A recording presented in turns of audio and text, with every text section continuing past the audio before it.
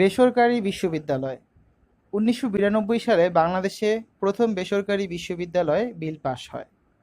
১৯৯২ সালে প্রতিষ্ঠিত হয় দেশের প্রথম বেসরকারি বিশ্ববিদ্যালয় নর্থ সাউথ ইউনিভার্সিটি, এটি ঢাকায় অবস্থিত।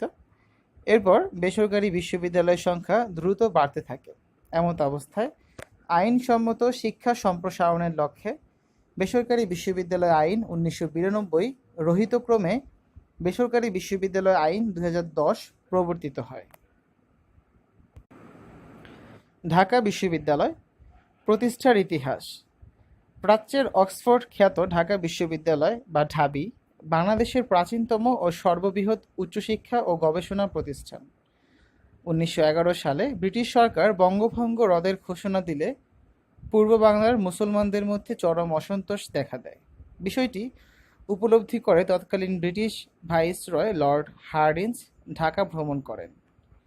এ সময় ৩১ জানুয়ারি ১৯১২ মুসলিম সম্প্রদায়ের কয়েকজন বিশিষ্ট নেতা নওয়াব স্যার সলিমুল্লাহ, এখানে নওয়াব খাজা সলিমুল্লাহর ছবি দেওয়া আছে,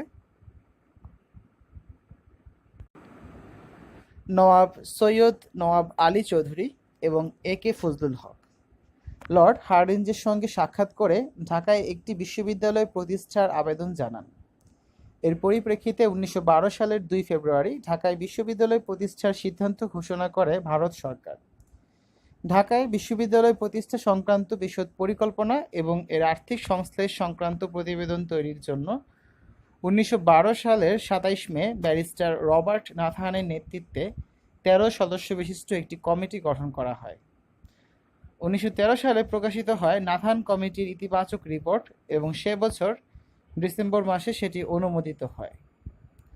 ১৯১৭ সালে গঠিত স্যাডলার কমিশনও ইতিবাচক প্রস্তাব দিলে ১৯২০ সালের ২৩ মার্চ ভারতীয় আইনসভায় পাশ হয় ঢাকা বিশ্ববিদ্যালয় আইন ১৯২০।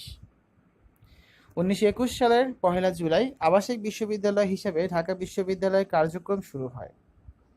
প্রতি বছর ১ জুলাই ঢাকা বিশ্ববিদ্যালয় দিবস হিসেবে পালিত হয়। ঢাকার রমনা এলাকায় প্রায় ৬০০ একর জমি নিয়ে এ বিশ্ববিদ্যালয় প্রতিষ্ঠা করা হয়। একাডেমিক কার্যক্রম। অনুষদ। ঢাকা বিশ্ববিদ্যালয়ের প্রতিষ্ঠাকালীন অনুষদ ছিল ৩টি, যথা কলা, বিজ্ঞান ও আইন। বর্তমানে ঢাকা বিশ্ববিদ্যালয়ে ১৩টি অনুষদ রয়েছে। ইনস্টিটিউট ১৩টি, যথা ব্যবসায় প্রশাসন ইনস্টিটিউট, পুষ্টি ও খাদ্য বিজ্ঞান institute, Confucius institute, Bangabandhu Sheikh Mujibur Rahman research institute for piece and liberty প্রভৃতি। অঙ্গীভূত প্রতিষ্ঠান college institute, Dhaka college, Eden মহিলা কলেজ প্রভৃতি। ইনস্টিটিউটগুলো হচ্ছে Bangladesh institute of governance and management, পূর্ব নাম সিভিল সার্ভিস কলেজ ঢাকা প্রভৃতি। ঢাকা বিশ্ববিদ্যালয়ের উপাচার্যদের নাম এখানে রয়েছে ভাইস চ্যান্সেলর বা ভিসি। ১ নম্বরে হচ্ছে নাম স্যার ফিলিপ জোসেফ বা পিজে হার্ট।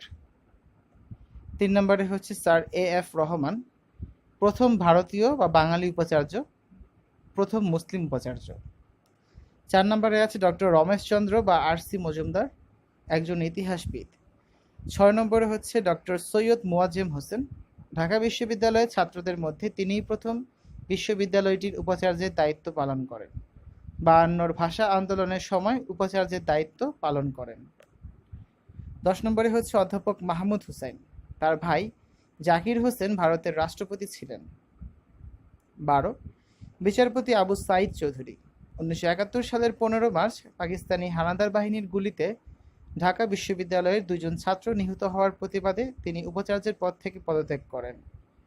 বাংলাদেশের দ্বিতীয় রাষ্ট্রপতি হিসেবে দায়িত্ব পালন করেন। ঢাকা বিশ্ববিদ্যালয়ের মনোগ্রাম।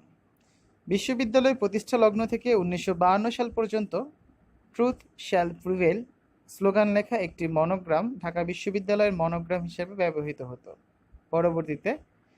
পরবর্তী সময়ে এই মনোগ্রাম ৩ বার পরিবর্তন করা হয়।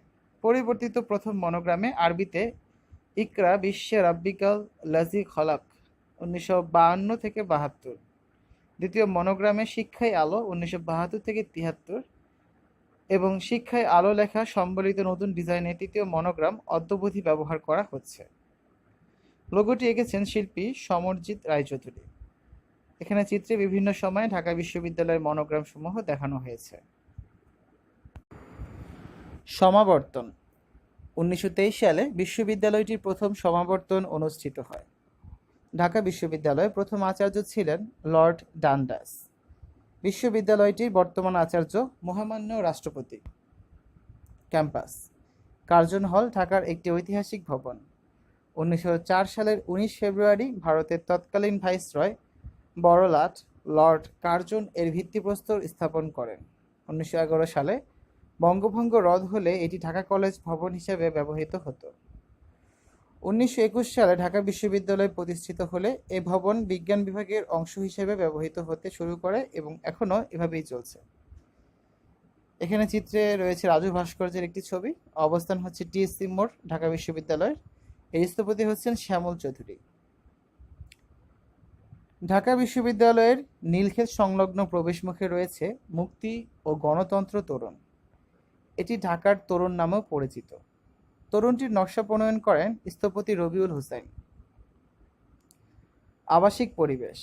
ঢাকা বিশ্ববিদ্যালয়ের প্রতিষ্ঠাকালীন হল তিনটি, যথা সলিমুল্লাহ, জগন্নাথ ও শহীদুল্লাহ হল। বর্তমানে বিশ্ববিদ্যালয়ে 20টি আবাসিক হল এবং 4টি হোস্টেল আছে।